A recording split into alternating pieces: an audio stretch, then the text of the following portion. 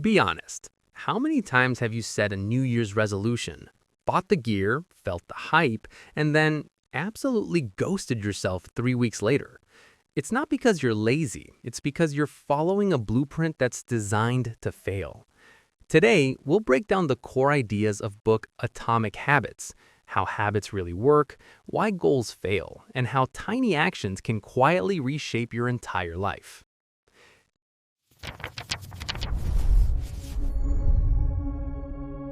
Chapter 1.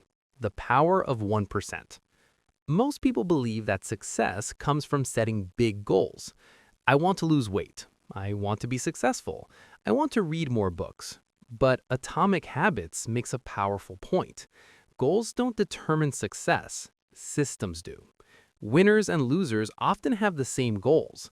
The difference is not ambition. The difference is what they do every single day. Goals give direction, but systems create progress. One of the most important concepts in the book is the power of small improvements. If you improve just 1% every day, the change feels invisible at first, but over time, these tiny gains compound. If you get 1% better each day for 1 year, you'll end up 37 times better by the time you're done. After 1 year, you're not slightly better, you're dramatically better. In the same way, small negative habits compound too. If you get 1% worse every day, you decline nearly to zero. Success is not about one big breakthrough. It's about what you repeatedly do. Let's see the example of the British cycling team. For 100 years, British cycling was the definition of mediocre. They were so bad that manufacturers refused to sell them bikes because they didn't want their brand associated with losers. Then came Sir Dave Brailsford. He didn't overhaul the bikes. He looked for marginal gains. He redesigned the bike seats for comfort. He had riders wear electrically heated shorts to maintain muscle temp. He even hired a surgeon to teach them the best way to wash their hands to avoid colds. The result? Within 5 years, they dominated the Olympics and the Tour de France. They didn't find one magic pill. They found 101% improvements. Habits often appear to make no difference until you cross a critical threshold. This is where most people quit. James Clear calls this the plateau of latent potential. Imagine an ice cube sitting on a table in a room that is 26 degrees. You heat it up degree by degree. 27, 28, 29, 30, 31, nothing. Then you hit 32 degrees. Suddenly, it begins to melt. A 1-degree shift, no different from the ones before it, unlocked the breakthrough. Your failed workouts or unwritten pages aren't wasted. They are being stored. The breakthrough only happens after you've put in the work required to cross that threshold. Chapter 2. Identity Change. Now comes the most important idea in Atomic Habits: identity. Most people approach change completely backward. They say, I want to lose 20 pounds, so I'm going to go to the gym and then I'll be a healthy person. They focus on the result, then the process, and hope the identity follows. James Clear says if you want a habit to actually stick, you have to flip the script. You have to start with the identity. This is the deepest level of behavioral change. In Atomic Habits, this is called the 3 layers of behavior change. Imagine an onion. The outer layer is your outcomes, the what's, winning a trophy, losing weight, or publishing a book. The middle layer is your processes, the how, your gym routine, your filing system, or your morning coffee ritual. But the core, the heart of the onion, is your identity. This is the who. This is your belief system, your worldview, and your self-image. The problem? Most of us try to change from the outside in. We focus on the outcome.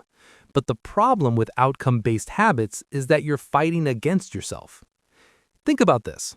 Imagine 2 people are offered a cigarette. The first person says, "No thanks, I'm trying to quit." It sounds like a good answer, right? But they still believe they are a smoker who is trying to be something else. They're relying on willpower to override their identity. The second person says, "No thanks, I'm not a smoker." That is a massive shift. It's a small difference in words, but a universe of difference in psychology. Smoking is no longer part of their world. They aren't trying to be anything. They simply are someone else. Here is the secret to making this work for you. Every action you take is a vote. Think of your life like an election. Every time you write a single page, you cast a vote for being a writer. Every time you put on your running shoes, you cast a vote for being an athlete. Every time you choose a salad over a burger, you cast a vote for being a healthy person. You don't need a unanimous vote to win an election. You just need a majority. You don't need to be perfect. You just need to show up and cast more votes for the new identity than the old one. When your behavior and your identity are aligned, you aren't doing a habit anymore. You're just acting like yourself. And that is how you make a change that lasts a lifetime. Chapter 3. The Habit Loop. Why is it so easy to scroll on your phone for hours, but so hard to sit down and work? It's all because of the habit loop. James Clear explains that every habit, good or bad, is driven by a 4-step neurological cycle: cue, craving, response, and reward. First, there's the cue. This is the trigger that tells your brain to start a behavior, like your phone buzzing in your pocket. The cue is your brain noticing an opportunity. Second is the craving. This is the motivational force.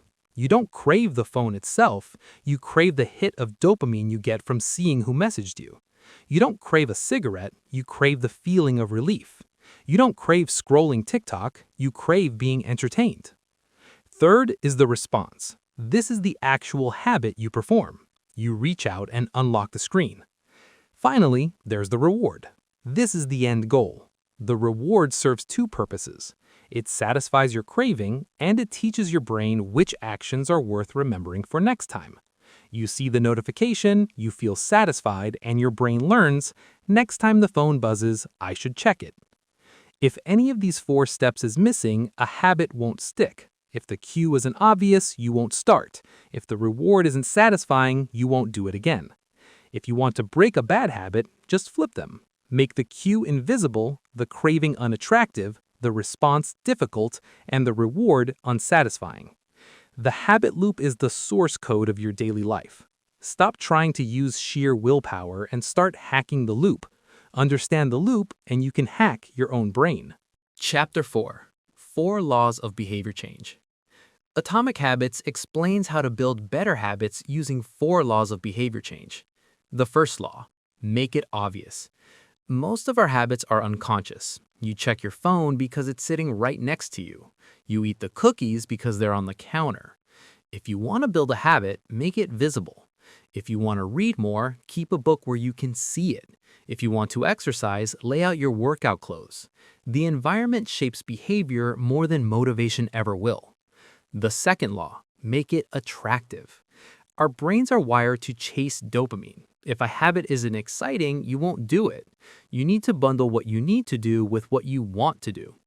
To make a habit attractive, pair it with something you enjoy. This is called habit stacking. For example, after I make my morning coffee, I will read 1 page. After I brush my teeth, I will meditate for 1 minute. When habits feel good, they stick. The third law: make it easy. Human beings are naturally lazy. We follow the path of least resistance. If a habit requires too much effort, you'll find an excuse. The goal here is to reduce friction. This is where the 2-minute rule comes in. Instead of read every night, start with read 1 page. Instead of work out, start with put on workout shoes. Reduce friction, lower the barrier, master the habit of showing up. The fourth law: make it satisfying. The first 3 laws increase the odds that you'll perform a habit this time. The fourth law increases the odds that you'll repeat it next time. Our brains prioritize immediate rewards over delayed ones. What gets rewarded gets repeated. Track your habits, mark progress, celebrate small wins. Seeing progress makes habits enjoyable, and enjoyable habits are the ones that last. Chapter 5. Environment beats willpower. James Clear drops a truth bomb in Atomic Habits that is both terrifying and incredibly liberating. Environment is the invisible hand that shapes human behavior. Most of the time, we don't choose our habits because of who we are, we choose them because of where we are. Willpower is like a battery. It's a finite resource that eventually runs out. Environment, on the other hand, is a motor that runs 24/7. Think about it.